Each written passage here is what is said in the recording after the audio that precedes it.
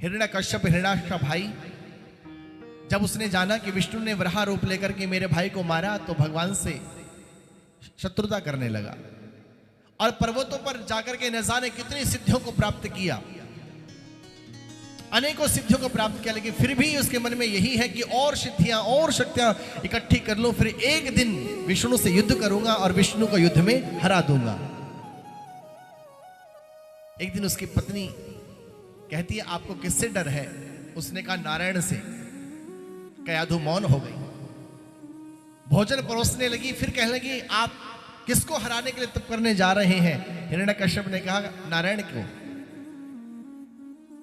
हाँ, बर्तन उठा के हाथ धुलाने लगी, तो फिर पूछा कि किसके लिए इतनी शक्तियां अर्जित कर रहे हो? तो हिरण्यकश्यप कहता है, नारायण के लिए। पूरा दिन कम से कम 100 बार तो मुंह से निकलवा ही दिया, और उस असुर की जिह्वा पर भगवान का नाम आने से उसके तेज में शुद्धता आ गई, पवित्रता आ गई, और उस रात्रि में उसने कयाधु के साथ में समागम किया, और कयाधु के उदर में हरि भक्त का अंश आ गया, भगवान का अंश आ गया। हे राजन, अगले दिन गंधमादन पर्वत पर तप करने के लिए हिरण्यकश्यप चला जाता है, और जब गर्भवती हुई कयाधु, वो शुद्ध तेज, ब्रह्म का तेज जब कयाधु के उदर में आया, तो इंद्र को मालूम हुआ। इंद्र ने सोचा, जिसका बाप इतना राक्षस है, इतना आतताई है, उसकी संतान कितनी आतताई होगी तो इसे मार देना चाहिए। तो इंद्र ने कयाधु को पकड़ लिया, हरण कर लिया, और मारने के लिए जैसे ही तलवार निकाली, उसी समय नारद जी आ गए, और नारद जी कहा, अरे मूर्ख इंद्र, ये क्या कर रहा है? एक स्त्री की हत्या, वो भी गर्भवती स्त्री की हत्या। तो सोच, तेरे नारायण इस पाप से तुझे उबारेंगे कभी? भले ही ये असुर है और असुर का अंश है, लेकिन तुम्हारे नारायण इस बात को नहीं स्वीकार करेंगे। एक गर्भवती की हत्या, ये उचित नहीं है। और हे इंद्र, तुम्हें मालूम नहीं है, इस कयाधु की कोख में असुर का अंश नहीं, भगवान का अंश है। क्योंकि कयाधु ने, जिस दिन कयाधु के गर्भ में असुर का अंश आया, वो अंश असुर का नहीं, वो भगवान का अंश इसलिए हो गया क्योंकि कयाधु ने उस दिन पूरा दिन कम से कम 100 बार हिरण्यकश्यप के मुंह से भगवान का नाम निकलवाया। इसलिए हे इंद्र, इसे मत मारो, छोड़ दो। इंद्र ने छोड़ दिया, और नारद जी अपनी कुटिया में लेकर के आ गए। अब नारद जी ने कयाधु को सत्संग करा दिया। सत्संग का यह प्रभाव हुआ कि अब तो कयाधु के उदर में जो बालक पल रहा है, वो संपूर्ण हरि भक्त हो गया।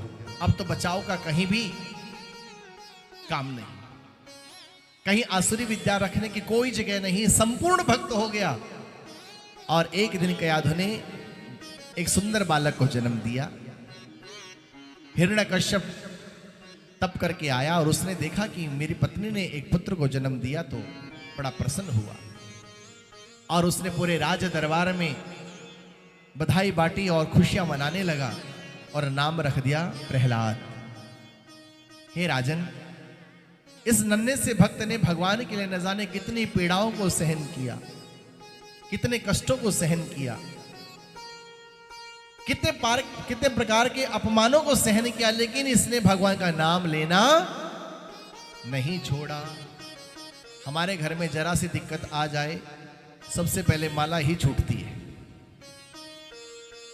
कोई वस्तु खो जाए, पहले वस्तु मिलनी जरूरी है, माला जरूरी नहीं है। जबकि प्रेमा भक्ति में डूबे हुए भक्त ने लिखा, चाहे कांटों पर मुझे चलना हो,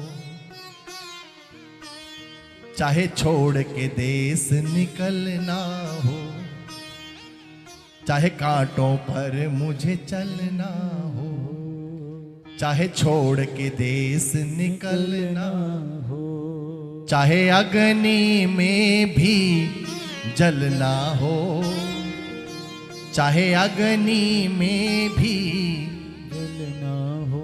रहे ध्यान तुम्हारे चरणों में, मेरे राम तुम्हारे चरणों में। कुछ भी हो जाए, चाहे बैरी सब संसार बने, चाहे मौत गले का हार बने, चाहे बैरी सब संसार बने, मेरा जीवन मुझ पर हार बने, चाहे मौत गले का हार बने, चाहे मौत गले का हार बने, रहे ध्यान तुम्हारे चरणों में, हो मेरे राम तुम्हारे चरणों में, हो गुरुदेव तुम्हारे चरणों में, गुरुदेव तुम्हारे। चरणों में। कुछ भी हो जाए पर मेरा प्रेम ना टूटे, मेरी लगन ना टूटे, मेरी आसक्ति ना टूटे भगवान से, कुछ भी हो जाए।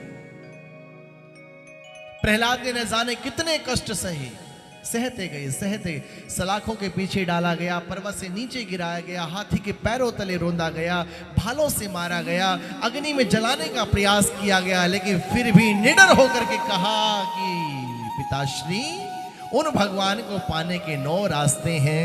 सर्वणम कीर्तनम विष्णु, स्मरणम पाद सेवनम, अर्चनम वंदनम दास्यम, सख्यम आत्मनिवेदनम। बार बार प्रहलाद के कहने पर कि हरिभक्त हूं, हरिभक्त हूं, मैं हरिभक्त हूं, ऐसा उच्चारण करने पर हिरण्यकश्यप को क्रोध आता है और हिरण्यकश्यप ने कहा कि बता तेरा विष्णु कहाँ है। यदि वासव सर्वत्र, यदि वो सर्वत्र है तो क्या इस खंबे में भी है? प्रहलाद ने कहा कि हाँ पिताजी, इस खंबे में भी है। हाथ में गदा थी हिरण्यकश्यप के, और गदा घुमाई और गदा मारी है स्तंभ के अंदर, स्तंभ के ऊपर, और स्तंभ टूटा है और स्तंभ से नरसिंह भगवान प्रकट हो गए।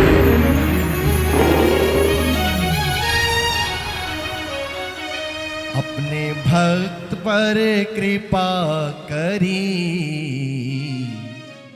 श्री नरसिंह प्रगटो हरि।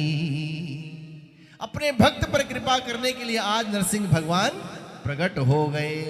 अब हिरण्यकश्यप ने देखा ये कैसा रूप, ना नर है ना सिंह है, ना तो नर ही है ना पशु ही है, नरसिंह बन करके आए हैं। और भगवान का युद्ध हुआ, पूरा दिन युद्ध चला। गोधूलि का वक्त आया, भगवान ने पकड़ा और घसीटते हुए ले गए चौखट पर और अपनी गोद में डाल दिया।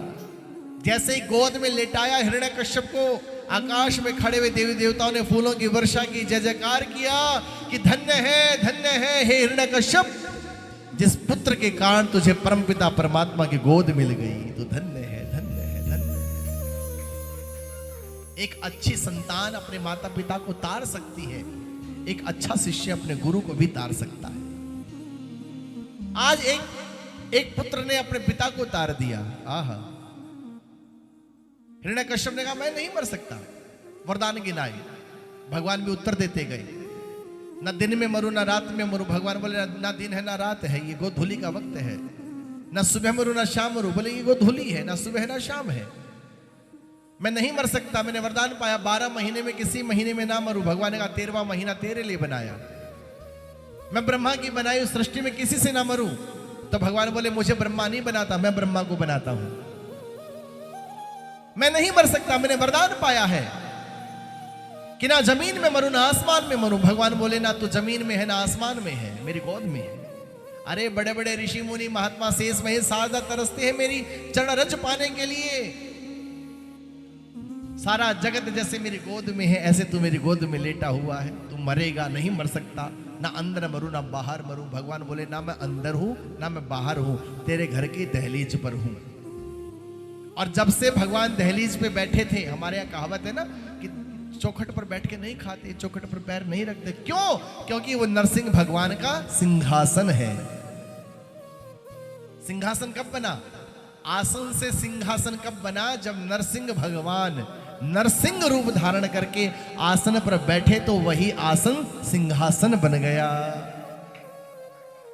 हे परीक्षित, अब हिरण्यकश्यप ने कहा कि मैं फिर भी नहीं मर सकता, मैंने वरदान पाया है, ना अस्त्र से मरूं ना शस्त्र से मरूं। भगवान ने अपने लंबे लंबे नाखून दिखाए। अस्त्र कौन है? अस्त्र जो फेंक के मारा जाए उसे कहते हैं अस्त्र, और शस्त्र हाथ में लेके जिसे मारा जाए वो है शस्त्र। अस्त्र माने जो फेंक के मारा जाए वो अस्त्र, हाथ में लेके जो चलाया जाए उसका नाम है शस्त्र। भगवान बोले ना मेरे पास अस्त्र है ना शस्त्र है, ये नाखून है, इनसे मारूंगा। और भगवान क्रोध में भरे। कैसे क्रोध में भरे? प्रहलाद के एक एक कष्ट को याद करते करते, किसने मेरे भक्त को इतना कष्ट दिया, वहां कष्ट दिया, ऐसा कहा वैसा कहा, क्रोध में लाल हुए और हिरण्यकश्यप का पेट भगवान ने चीर दिया। और उधर चीरने के बाद सारी नस नाड़ियां निकाली, गले में भगवान ने पहन ली। हे परीक्षित, छलनी छलनी कर दिया हिरण्यकश्यप के शरीर को, लेकिन भगवान का क्रोध शांत नहीं हुआ, क्योंकि भक्त को सताया था। हिरण्यकश्यप मर गया, उद्धार हो गया। देवता लोग आए भगवान का कोप शांत करने के लिए। भगवान ने हुंकार भरी, देवता लोग डर के मारे भाग गए। अब देवता पहुंचे मां लक्ष्मी के पास कि मां अब तो तुम ही शांत कर सकती हो नारायण को। तो लक्ष्मी जी कहती हां, मैं तो 1 मिनट में शांत करूंगी। यहां देखिए, नरसिंह भगवान का रूप देखकर एक बार तो लक्ष्मी जी भी डर गई कि ऐसा अद्भुत रूप अभी तक मैंने भी नहीं देखा था। और भगवान से कहने लगी अब ये रूप छोड़ो और अपना वही शांत रूप धारण करो। लेकिन नरसिंह भगवान जैसे हुंकार भरी, लक्ष्मी जी मूर्छित होकर गिर पड़ी।